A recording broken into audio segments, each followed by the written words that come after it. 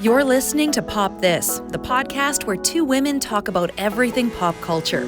Here are your hosts, Lisa Christiansen and Andrea Warner.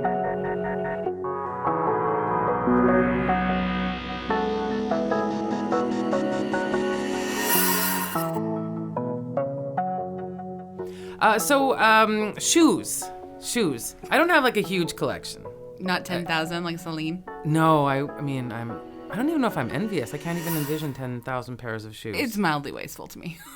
I don't know how, how do you accrue 10,000, there's 365 days in a year. Uh-huh. So. She's been famous for 20 years. 365 times 20 years is, she's basically bought a pair of shoes twice a day for the last 20 years. Oh, okay. Wait, I'm not doing good math, but I'm sure it's something like that. Okay, well, that sounds, I guess. And then people give her shoes. Mm-hmm. And I can't imagine even now, the whole idea of a pair of shoes. Here's my problem is they aren't worn in. And I get blisters. Mm-hmm. And that's what I end up doing around this time of year. Oh, actually, you know what? Sorry, I just did the math, and it's actually less than one pair of shoes per day for the last 20 years. Oh. So she's actually showed a lot of restraint. Wow, look at you, Celine Dion. And didn't we find out that she had some kind of conveyor system similar to that was used in Clueless? Yeah, I feel like her and Barbra Streisand have a whole. I mean, they're just next level people. No, Barbra Streisand has an underground village. I know. We've. It's yeah. I don't that's But right now, you are bleeding from your shoes. Yeah. And you feel that this is worthwhile? Necessary? Was it because, so before I even found out you were bleeding from your shoe, I was like, hey, nice shoes. Then you were like, yeah, I'm bleeding. Mm-hmm. Yeah. No, I know. The important thing is you noticed the shoe. I did. Which has taken away all the pain. Can you imagine if actually, the blood was just pouring out of the top of the shoe? This is, just a horror story?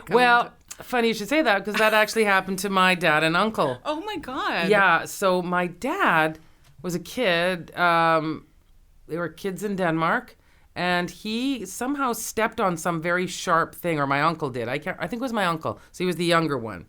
And my dad's solution, because they were walking home, he's about 7, 8 years old, sure, was just to put my uncle's foot in a boot. Oh. To catch the blood. Uh-huh. And when we asked him, because he told that story, we would be like, why in a boot? And he said, I thought they might need to use the blood.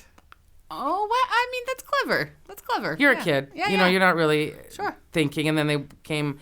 But can you, I don't even want to imagine what it was like. Pouring out a boot of blood? I mean, I feel like that's just basically, I don't use a Diva cup, but isn't that basically what we're just... Well, it's not that big, though, is it? No, I mean, it's not boot-sized, but I mean, basically, right? It's just a tiny little boot for... A boot of blood already. It sounds like a country song, doesn't it? Oh, my God. We should write a country song. Yeah.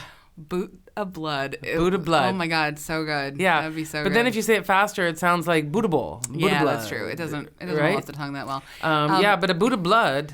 Yeah, so this is worth it for you.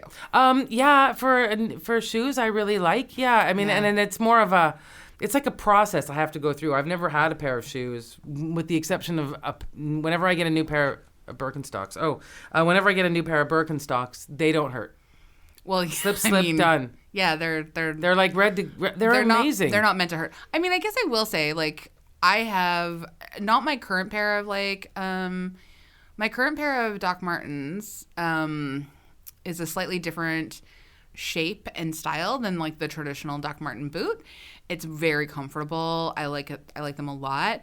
But I remember suffering to have the fashion item of Doc Marten black boots when I was in grade 8, maybe grade 7, grade 8, maybe, I guess. And I wore them for a full day, just bleeding, just scabs on the backs of my heels. And when I got home, I was just basically I did have a boot of blood. Yeah. Honestly. And I had to clean them out, and I was just in so much pain. And I made my dad wear them for 2 nights in a row. Oh, to stretch it out. To stretch them out. Yeah. And they were perfect. Yeah, okay. I loved them. Yeah, so we had this situation when we hosted a trivia night. Yeah. And I thought, well, since I will be viewed from the front of this venue, I should wear these new shoes. Well, actually, I thought I'd be sitting. Yeah. I did. Yeah. And they were brand new that day. Yeah. And not the ones you're wearing tonight. No. No, the different set of shoes that have tried to murder you. Okay, yep. Mm-hmm. But the other ones, you could see how pointy they were. They were right? so pointy. They were they were just like a witch's point. Yeah. They were, yeah. But they're so pretty. They're so pretty. I love so them a pretty. lot. Yeah. Little, because I really like a loafer. Yeah. So very stylish. I know I've got like a new kind of loafer on, but I like the patent. Right? It's great. I know. And these I'm encouraged. These are nearly done. Okay. I have, the first time I wore them, there was like 4 blisters. Now it's only 1. So do you think just eventually your feet are just gonna give up on you and just be like, fine, we're gonna be 1 blister? I feel like there are people that do it more than me. I Yeah. feel like I'm like average. No, you don't think? I think there's a lot of. I know that there are definitely a lot of people who do a super high heel. Yeah. And have those kinds of different. Have you been to blisters. the wall of Dr. Scholl products? No. Okay, that will give you an indication as to the way we treat our feet. Yeah. And it's not good. No, I have very wide feet, so I don't wear a lot of heels or pointy things that often. But Good call. Yeah, but I will occasionally still buy a sneaker that I haven't double checked the seam on the inside, and if the seam is too rough, it irritates my toe and it makes me so sad. Oh. And then you kind of have to try and shave down a seam on inside a sneaker. It's a lot. Yeah, no, it's a lot. There's a lot of. I actually took the other shoes to get stretched. Oh, good. And good. So that's done. But then I did wear them out last night, and I stood for too long again, and I was nearly crying. Would you ever wear a practical? Yeah, a running shoe, Oh, I have. I think you've seen me in. Well, I've seen you your Converse and stuff like that, but I mean a real just a sturdy running shoe. Like I'm a postie or something. Or an athlete. Either way. No. Yeah. No. Fair. I don't imagine. Here's the thing. Mm-hmm. If you see me in very practical footwear, you'll know something's wrong, and you should probably talk to me. Yeah, immediately. Immediately. If I start walking toward you, and there's a clear indication that I am wearing, a very, very heavy white sneaker, and I don't ironically dress. Yeah, no, we know if there's a real heavy sole on your shoe, we should check in because your sole is also tormented. Yeah. Wow. I know. That was really lovely. Wasn't it? It was really, really beautiful. It's funny. I was, this isn't my recommendation, and plus we save those to the end of the show. Sure, yeah. But David Letterman's new list of celebrity interviews are up. Oh, okay, yeah. And I think it's called Happy to Introduce or whatever. It's the second collection of the series. So this one's got Kanye West. Mm-hmm. And so the fun of these episodes is not the interview on the stage. It's all the behind the scenes stuff where they go to their homes and stuff. Okay. So David Letterman is at Kanye's house trying on Yeezy fashion. Mm-hmm. And David's got a pretty good style. With the big beard and all. Sure. And he says, he's having fun. And then he says to Kanye, do you think that the zipper would have ever been invented if they came up with Velcro first? And honestly, Kanye West is like, oh my God, my mind has been blown. Yeah. He just literally you just told him the universe goes on forever. And this is the first time he thought about that. Yeah. And he was like, I might need to sit, I'm with Kanye. Yeah. And I haven't said that in a few years. Yeah. So I'm pretty excited about that. It doesn't hold as well though, on a fly on a pair of pants. Do they make those with Velcro? They should not, because honestly, once you meet a man with tearaway fly pants, do you know how often they have surprise dicked somebody? That's not cool. But it is not cool. On the other hand, after seeing There's Something About Mary, I think we can agree that perhaps, then they got button flies. Yeah, they got button flies. They got button flies. Look, so we don't need it. You don't, but I don't want any. And there must be different weights of Velcro. Would that be the correct? I'm sure there are, and different adhesive properties. Yes. Yes, more sturdy Velcro. Yeah, I'm sure there is. You always can tell a cheap Velcro from a sturdy Velcro because of the satisfaction of the rip. Yeah. I really like a good rip on my Velcro sneakers. Yeah. But then when, the sad ones like die out really fast. Yeah, because I think we have Velcro. I'm sure they don't need any advice from me, the Velcro industry. But, it might need a bit of a rebrand. And if anyone's going to do it, that could be Kanye. Oh, 100%. Yeah. No, If he just went, we're going straight Velcro here. All Velcro. All the time. Shoes, pants, hats. Yeah. Hoods, everything. It's all Velcro. I would enjoy a jacket that Velcroed in specific places, but not one that got my hair caught in it. Yeah, that's... Yeah. We're going way off track. Yeah, we are. I'm fine. sorry. No, I was just trying to it's think fine. of how my shoes might feel better if there was Velcro, because they're more adjustable, it feels like. Yeah, no, 100%. Like, that would be great. And I do still have sneakers with Velcro on them that I bought as an adult. Yeah. That's what I'm saying. Rebrand. Yeah, it's great. Rebrand. It's great. It's perfect. We don't really have a segue. No, we do. Because have you noticed that on the poster for this movie that we're about to talk about, she's wearing running shoes? And that was like the big get in 1999.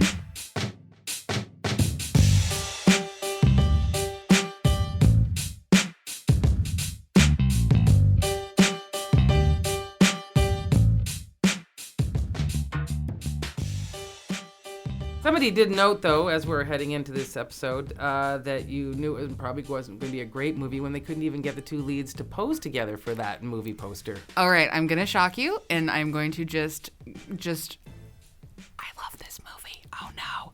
All right. I know, you're just going to... Wow. Lisa's going to throw up on me right now. Wow. You're listening to Pop This. Yeah. I'm Andrea Warner. I'm Lisa Christiansen, and never mind the...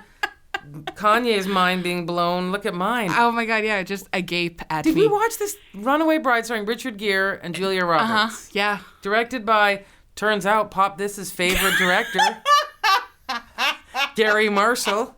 I don't think there's any director we've covered more on this podcast other than Gary Marshall. Like, honestly, it makes We have to be the least sophisticated film podcast in the world. We're not even better because we're not specifically just a film podcast. We're supposed to be specifically a feminist podcast. Yeah. But Gary Marshall just ended up directing a ton of films that were like supposed to speak to the female experience, and not even Penny Marshall has had as much attention from us. I will say that I was not expecting to. My notes for this movie are a real journey because I feel like I went on a journey while watching Runaway Bride.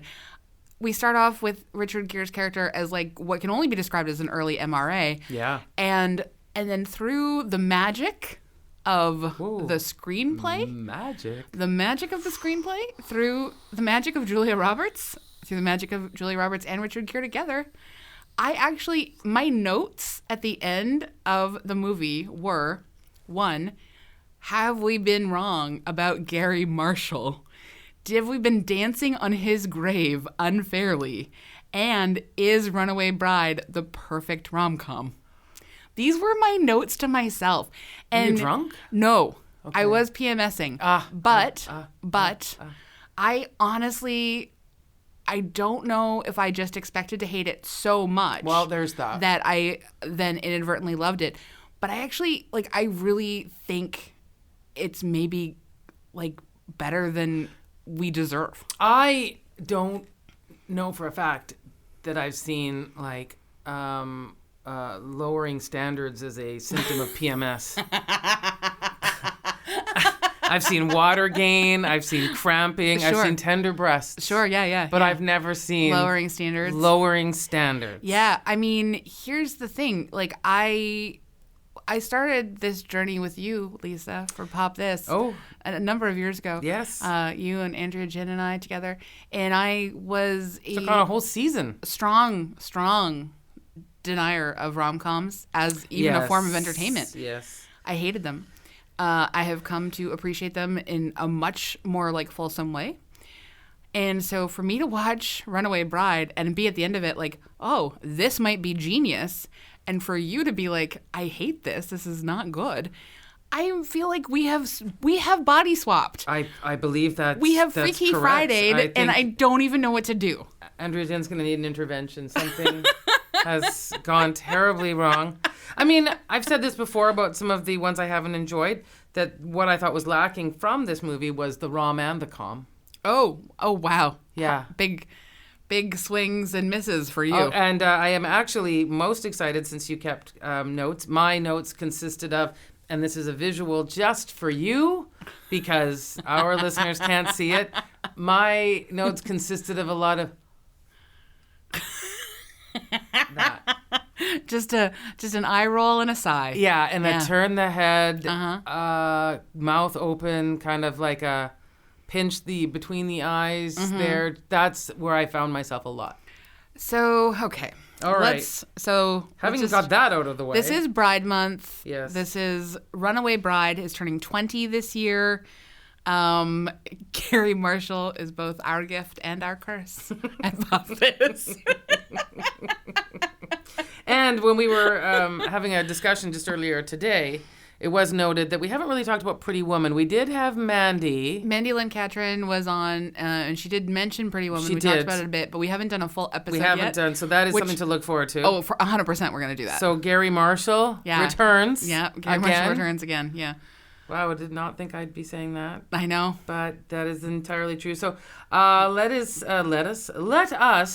explain a little more in case you haven't seen this gem. So the synopsis. Having already left 3 grooms at the altar, Maggie Carpenter, Julia Roberts, is branded the runaway bride by jaded city journalist Ike Graham, Richard Gere. But after his facts are called into question, he races to Maggie's hometown to save his reputation and report on her upcoming 4th trip down the aisle, during which he's convinced she'll run again. Though he's there on a muckraking mission, Ike can't help but fall for this breathtaking heartbreaker. And then you added the synopsis is terrible but oh well. Yeah, I was just like, look, I don't have time to write anything better, so I'm just borrowing this from the internet, and it's a terrible synopsis. It does. But it does the job. It is. It does the job. Because I think this this is the synopsis for the movie you saw. The synopsis for the movie I saw. Yeah.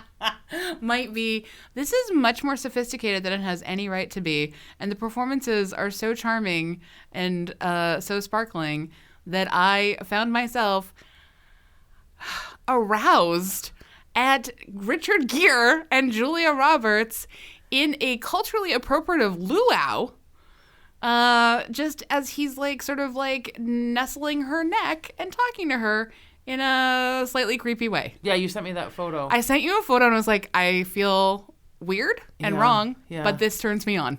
Wow. Yeah. Was it the luau? Is it poi? Have you had poi? I have had poi. Was it a Mai Tai? Oh, that would explain a lot. No, I was not drinking. This is stone cold sober watching this movie. All right. Well, I was so into it, and I'm so sorry.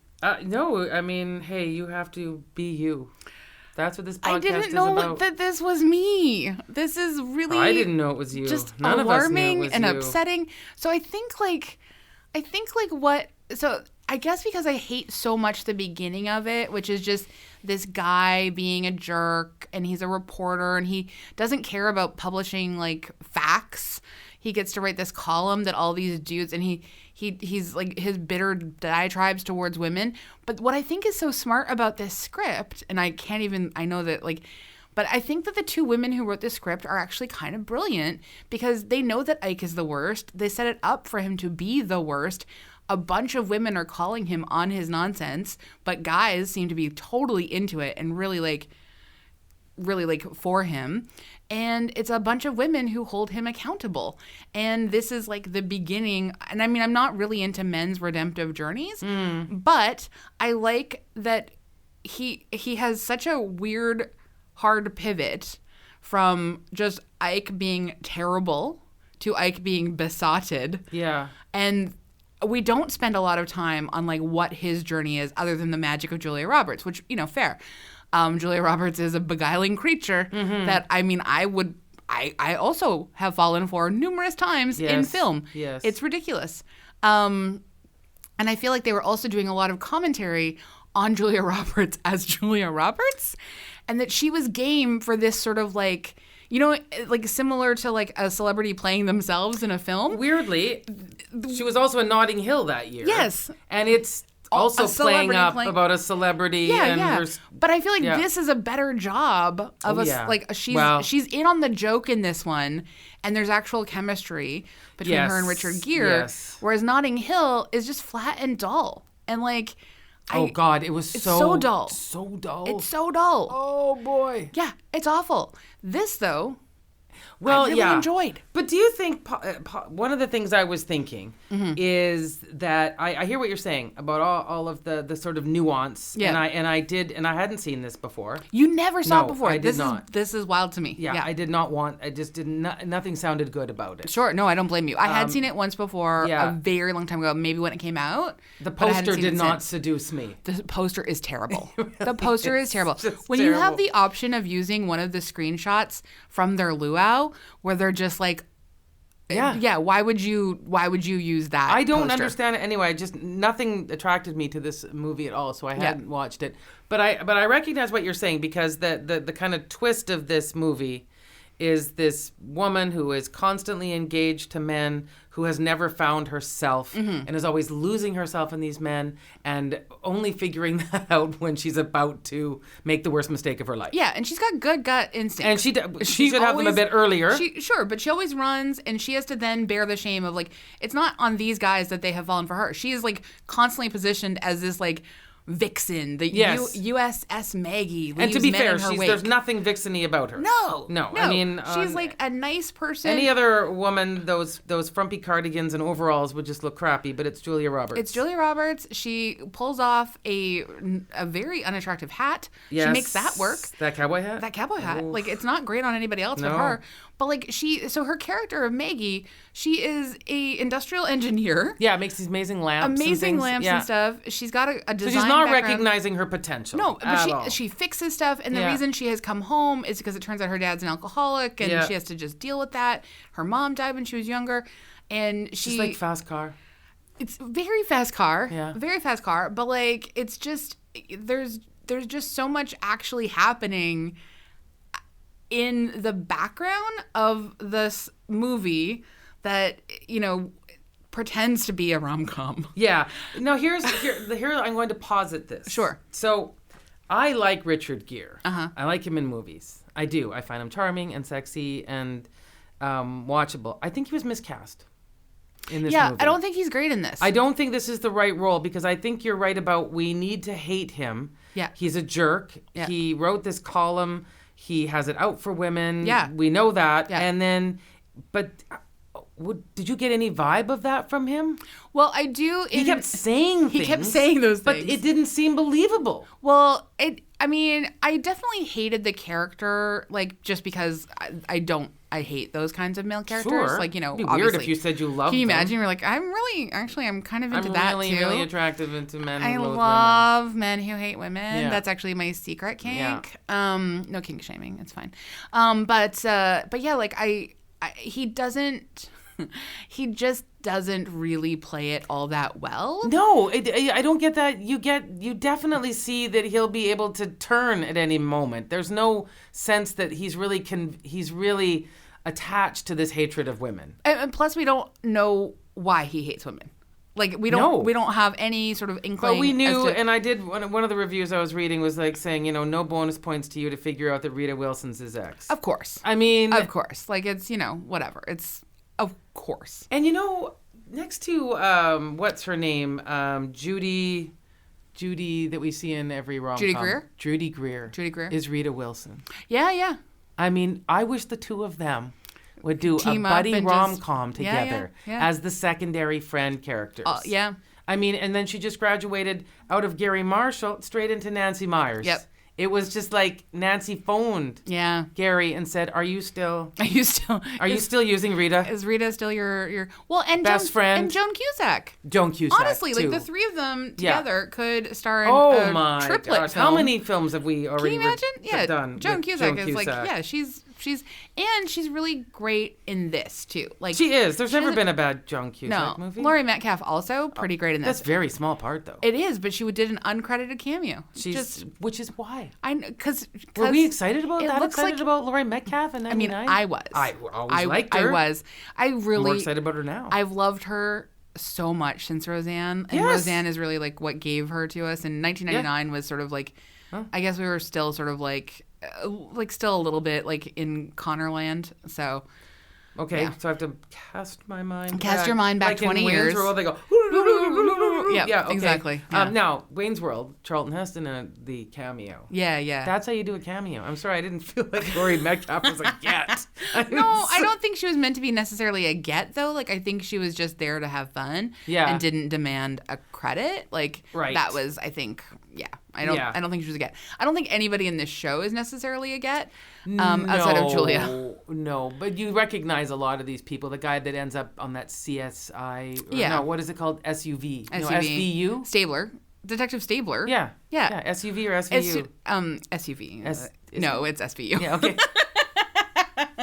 Law and Order SVU. But he shows. He's one of the exes. He's one of the soon-to-be ex.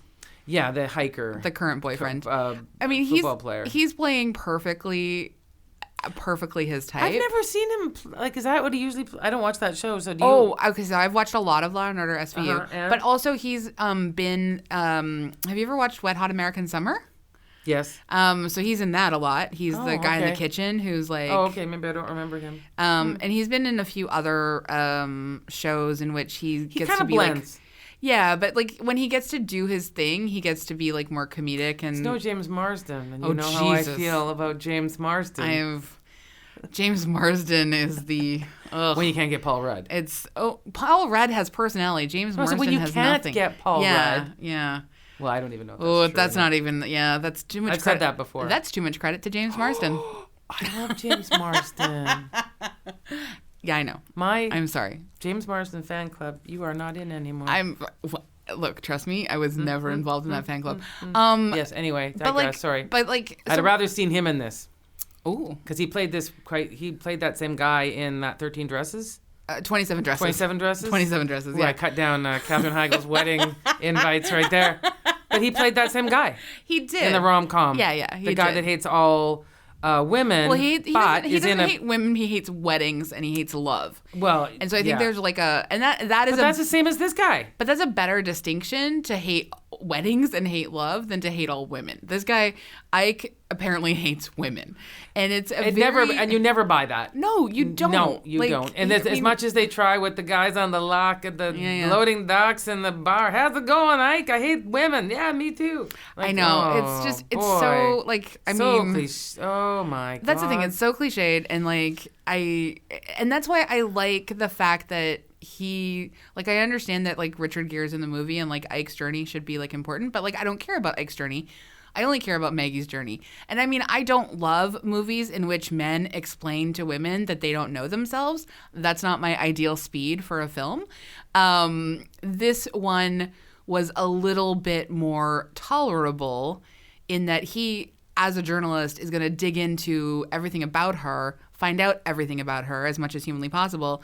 He's hearing these stories. He's like doing like the deep dives, and he's noticing these things like that she always likes the eggs. And I think that is mildly clever. And the other thing I don't really buy though is when he By the way, Eggs Benedict, poached eggs. So yeah, I know. I don't know what that was about. I don't. Who wrote that? It's people who hate eggs. Yeah. Big eggs did not adequately supply their. No. You don't say you want scrambled or Benedict. That's not a thing. It's not a thing. It's not a thing. I mean, I guess she likes hollandaise is actually what she likes. And English muffins. Yeah, and I do too. She didn't know. Yeah, she didn't know. She just didn't know. Small town Maryland. Look, small town Maryland doesn't have Eggs Benedict. Apparently not. Yeah. Apparently that is not part of the thing. Not part of the thing. But anyway, so I just really think like I like the fact that like he has noticed these small things. What I don't think happens is we don't get to really see him fall in love with her. Like they hint at it, but like it's just because it's a plot point that he has to fall in love with her. Yeah. But we don't really see that huge like moment where he falls in love with her. And there is something kind of interesting for like, I mean, it's not great for a rom-com, Yeah. but there's something interesting to me as someone who doesn't always like the structure of a rom-com, like where I see them sort of play with that and subvert that a little bit. And then the fact that like we get to this, like suddenly they're like, honestly, how much I thought it was incredibly fun to watch them kiss at the altar and have Stabler, I know that's not his name, but have Stabler just being like, what's Yes. Oh, I'm getting dumped. I laughed really quite a But these lot at movies that. they always have to like show that these people are okay with this, and no normal person would be okay with. I mean, honestly though, if you're this guy in this tiny town and you have been having to like sports psychology this woman into sticking the landing of showing up to your wedding, Yeah.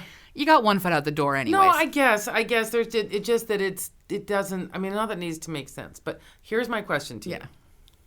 Where were your comms? I mean, where were you laughing? I was You were laughing at that, like actually laughing, like out loud. Yeah, I like did. that. Oh, okay. Yeah, I know. I did not.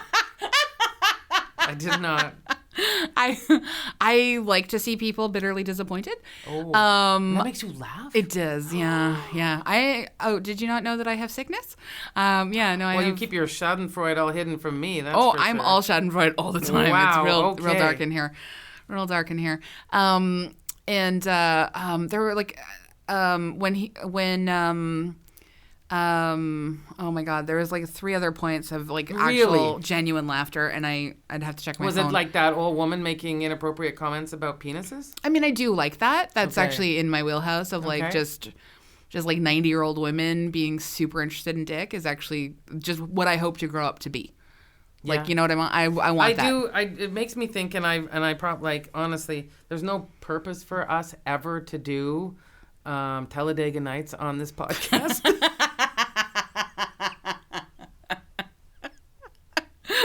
Except for I love Will Ferrell movies. To distraction. Yeah, yeah. And you've seen Talladega Nights? Well, a very long time ago. Okay, well, just when there was a discussion about what to buy grandma for a birthday present. Sure. And one grandson is suggesting a quilt, which, to be fair, does seem like an appropriate gift. Sure. And the other grandson's like, let's get her a prostitute. Yep. That's like what she Yeah, would yeah. really like to do. Yeah. Why does she want a quilt? Grandma wants to get rolled. Grandma would like that. Yeah. And the other grandson is just having none of his head cannot. This is not going in. Yeah, yeah. But the other grandson seems to be more like, what's wrong with you? Why can't you see that this would be really great? Yeah. And anyway, I don't remember that, but that sounds great. And in all honesty, because I know that it's like for the jokes and stuff, but like I know that it's for the jokes and stuff, but like I love to see like older women's sexuality normalized, and so that's But part it's not of it. in these. It's not normalized. She's the joke. She's the She's a throwaway. joke. Well, she is, but she also gets to like look at that guy's butt at the end, and she gets to talk about Richard Gere's butt a lot, and like she just. I don't even remember seeing Richard Gere. Plus, the 90s fashion, you don't see no butts. It's No, in I know, baggy, but khaki pants. I know, but she gets to talk about this stuff, and she Yeah. gets to like, and she I don't Is she like. afraid of the one-eyed snake? Took a knitting needle. Honestly, when she said she took a knitting needle to bed and that her husband never forgot their wedding night, Wow. I really did. Okay. I genuinely laughed. If I had to say there were one place I laughed, and I was trying, Yeah. was in the video footage of her previous wedding. With the hippie Steel Magnolia, they were playing, not Steel Magnolias, but the Sugar Magnolia, Yeah. playing the Grateful Dead song. And that scene Yeah. was pretty funny. Yeah. To me. Yeah. That one. But still, I was like, No, I know. it was okay. I know. I have to, there was one scene in the whole movie that actually moved me. Okay. And I actually thought it was a very interesting, like if I was in, like, let's say you and I Yeah. were auditioning Yes. for the stage. Okay. Could happen. Yeah. I would choose this scene because I thought it was incredibly moving. Yeah. Where we had just finished the baseball game. Yeah. And Julia Roberts had flirted with Joan Cusack's husband. Yeah. And it was just so well. It's It incredibly was well done. really Honestly, something. it's incredibly well done. Like, And I really love the fact that they had to discuss the fact that she's like, you know, like, well, you're pretty. No, I'm not. I'm weird. Yeah. And you're like, that's true. Like quirky versus weird. Yeah, and then you know you're quirky. No, quirky's cute. You're quirky. You're like, you're quirky. Yeah. No, I'm just weird. Yeah. I'm just. And I thought that scene was fantastic. It really was. And there was no fighting, and it was an honest moment, and two friends. And when we talk about women, and I even, you know, screw Bechdel test here. Yeah. I know this was very much about men. Yeah. But it was actually about them. Yeah. And when she said, and actually I felt my heart kind of lurch. Yeah. When she said, you know, you're mysterious. Well, that's what led into the quirky thing. But give me a bit of space here. I'm in a marriage right now where there's no more mystery. Yeah. Yeah. No, and I think there's something, and that's that actually was a redeemed. There was a redeemed moment for me in the overall story, which felt out of place. Actually, I'll say. Well, but I actually think that there are a few different moments like this that some of them are written, and I think that the screenwriters, Josanne McGibbon and Sarah Perriott, I think they actually did a pretty good job. Like, it's two women that wrote this screenplay, and there are a lot of moments where you see them fight to give all of the dignity and like sort of graciousness to all of the women in the movie. And I guess the point where Richard Gere we're supposed to see him fall for Maggie is when he defends her to her family at the luau and like tells them all that they're all terrible people. Which is a weird scene too, because hey, she deserves that. But I don't think she does. Like, well, why don't keep holding parties at this point now? Marriage 4. I know, but that was because Trout wanted to throw her the party. Like, she wasn't. No, I know, but she wasn't asking for it. Even though she kept, and I suppose the point of this film is that this is a woman that's never asked for anything, like hasn't have a clue. That's the thing, right? I don't want a big wedding. I don't want a luau. Yeah, she doesn't want any of this. Yeah. It's just like people keep wanting to do these things for her. But why wouldn't her friends see that? I guess why did we need the guy Richard Gere who just met her? Yeah, like why don't her tell friends her the get most to, like, self-evident thing, which is you keep morphing into these other men. Yeah, you keep losing. If they're such good friends, isn't that something that's the thing, and that's why like Richard Gere's function ends up being that function that I don't really like. Yeah. Now I like the fact that he doesn't come into it he's there as like the city slicker who holds up a mirror. Everyone else is just too deep into their small town, like you know, quiltedness, as it were. Maybe. And he holds up this mirror to like everybody to show them these things, because he's the one who picks up on the fact that like Joan Cusack is a little bit upset to watch them like flirt a little, you know, like he's the one that observes these things. Yes. And so I feel like so that's actually like, and there are these tiny moments of gravitas. Tiny. Even when like I don't really care about like the priest and Julia Roberts having their conversation, but there's this one moment where she finally understands that she hurt him, and she just very quietly apologizes and just says like, I'm sorry I hurt you. Yeah. And it's a very tiny moment. She says that a lot through this movie. But I feel like Julia Roberts does it really well. Like she brings more to that moment than the movie asks of her. And I feel, again, it's because she's really, like, you know, what we went through in, like, the early 90s with her, which is that she was considered this man-eater who goes from, like, dude to dude. Like, she had been engaged to Jason Patric and left him, like, basically at the altar for Kiefer Sutherland. And then she married, like, Lyle Lovett. And then she went on to, like, all these other relationships. And everyone was just talking nonstop about, like, what a man-eater she was, because that's, like, you know, what media does. And she comes. I can't sing. Well, but exactly. Like, that's... And so this movie, I feel, is, like, kind of a commentary on that, which is, like, maybe things aren't just basically, like, this is just a woman who loves to gobble up men. Maybe this is honestly just a woman... Men who gobble up women. Men who gobble up women. And, like, this woman hasn't had the space to really attend to herself at all. But we don't even know. But, I mean, the disingenuous part of that is we don't know if these men would have been reluctant for her to be herself. I never got a sense from any of them as being cruel jerks that would have said to her, you better eat your eggs my way. No, but I think they like the fact that it's, like... she gets to just be their fantasy. I don't know. I didn't really feel like I got that. All three of these guys that she'd been engaged to, or four, I guess four. Well, because she dumped Stabler in the middle. Yeah. All felt very ordinary. They're deeply ordinary. Deeply ordinary.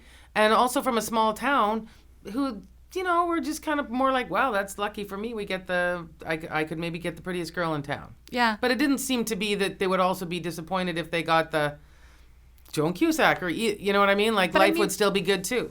I don't know. Like, I got the feeling, like, especially with Bug Guy. Oh yeah, well he was turned into Judd Nelson or something. And the other one is still holding like topless photos of her, the car guy. Yeah. And like I just like some of these guys, and even the priest. Yeah, well, they all seemed like boys. They're not. Like the worst thing I could say about them is they hadn't grown up. But that whole small town felt like a bunch of people that have never grown up. But I think that was like sort of another element of the film, is that like Julia Roberts' character Maggie hasn't had a chance to grow up because she's still in this one place. Yeah. She's still attending to everybody else's needs and has never focused on her own. Yeah.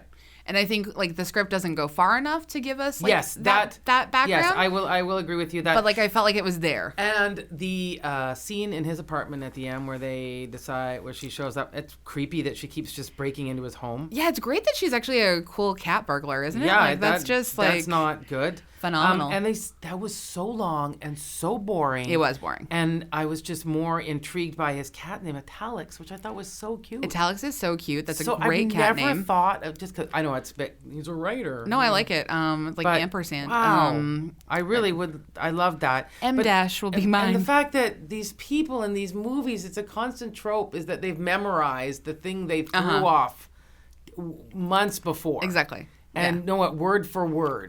I find really annoying. It's super annoying. And it also honestly feels like this end. I'm sure it was planned because we had to see her, leave him at the altar and like his devastation. And that's supposed to like, again, further humanize him as a character, etc.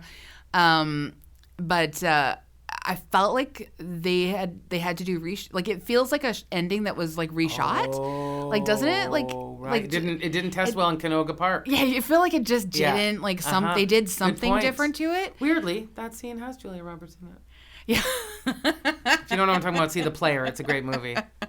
Yeah, it feels like it's a different ending than perhaps that they... you're right. You're right. Because, I was expecting the end because they foreshadowed with her on the horse. Of course, and them just being married, just the two of them on a mountain, which was a bit much. Like, it's a bit much. I did read recently, and this did seem extremely romantic and charming. It was in the New York Times. It was about how midweek weddings are becoming popular. Oh, yeah, I can see that. With just like a few friends and family. And I just thought that is nice. It did seem very nice. And who doesn't want a Wednesday off?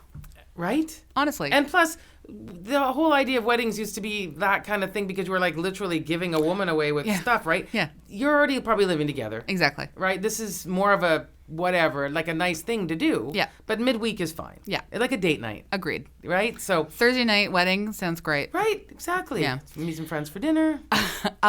So we have come to the end. Yeah. I'm not recommending this. No pops for you? I am not. Oh, I give it all the pops. There are a lot of movies out there. I give it all the pops. Watch it and then just let me know whether you also love it or if you think I am a little bit unwell. Also, I have to say one thing. That his movies are too long. Oh, of course. 2 hours. Oh my God. Yeah, it's way too long. 2 hours. Yeah. No, it's way too long. It does not need to be that long at all. No. And it is painful. Now, if you decide to watch it, you can fast forward through a lot of this. Honestly, you really can. Did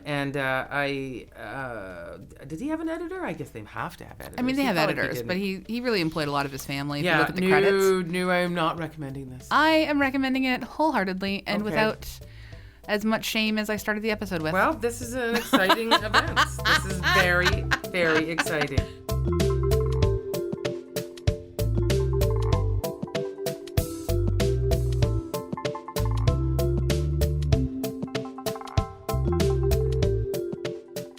We love to also leave our episodes on something we recommend. Yeah, and wow, I'm not really doing much to excite people. Chernobyl.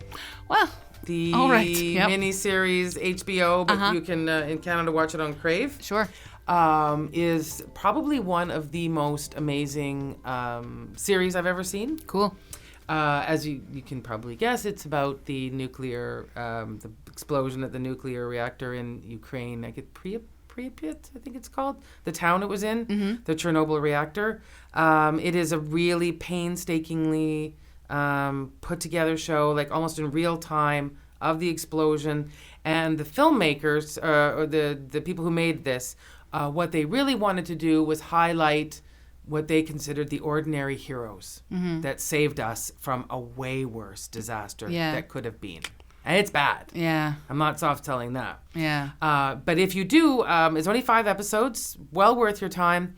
Also an accompanying podcast. Oh, cool. That goes with it, so then you can get a behind the scenes from the director and writer who's been working on this for years, why he chose certain scenes, how they wrote the characters. I did see a Vanity Fair piece today saying that we don't really say must see viewing anymore. We say must bear witness. Yeah. Yeah. And I thought that was a really beautiful way of putting that because, as I said, this was a story about the ordinary people. This is about that firefighter that showed up first. Yeah. And died trying to put this fire out. And those people we don't put statues up to, but we should. We should have hundreds of statues to these people everywhere. So anyway, Chernobyl. Cool. Thank you. I am going to recommend, we talked about her at the beginning of the podcast, but our friend and a friend to the podcast, Mandy Lynn Catron's book. If you don't know, it's been optioned and it's going to be made into a film by a filmmaker. Right now it's attached to filmmaker Malcolm D. Lee, who has made a movie called Night School that's in theaters now that's really popular. I haven't seen it, but I did see, and we did talk about one of his biggest films, Girls Trip. Oh, what? Yeah. So fall off my chair. He is attached to the option on our friend Mandy Lynn Catron's book, How to Fall in Love with Anyone. Okay, so watch Chernobyl first. And then go read Mandy's book. Yes, that's the best way to do it. It's a great plan. Thank you so much, everyone, for listening and for enjoying Bride Month with us so far. You can hang out with us on social media, on Twitter, on Instagram, on Facebook. You could email us, popthiscollective@gmail.com. We recorded at the Vancouver Public Library. Our producer is Andrea Gin. Thanks for joining us. Thank you.